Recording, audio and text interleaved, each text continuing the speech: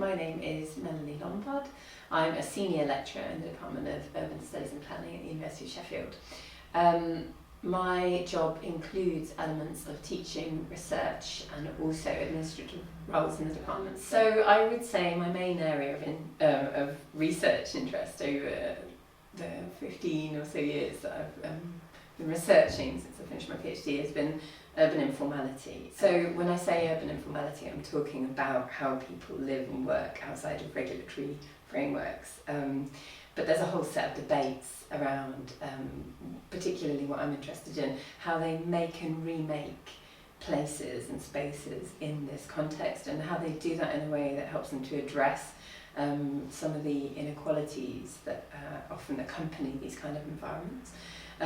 So I've been interested in exploring urban informality from a variety of different angles. That includes things like placemaking in the context of urban informal settlements, but also then looking at informal land markets and how they might generate conflict in certain contexts, but then also how that conflict can be responded to and mitigated.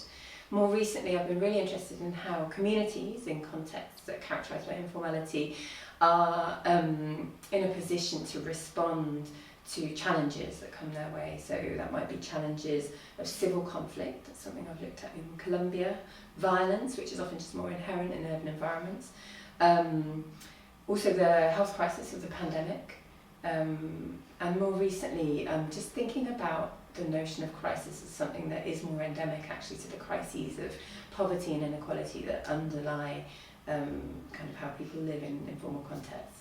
So I've looked at these issues in different contexts, primarily in Latin American cities, in Mexico and Colombia particularly. More recently also collaborating in some research on African cities in Ethiopia, Nigeria and Uganda.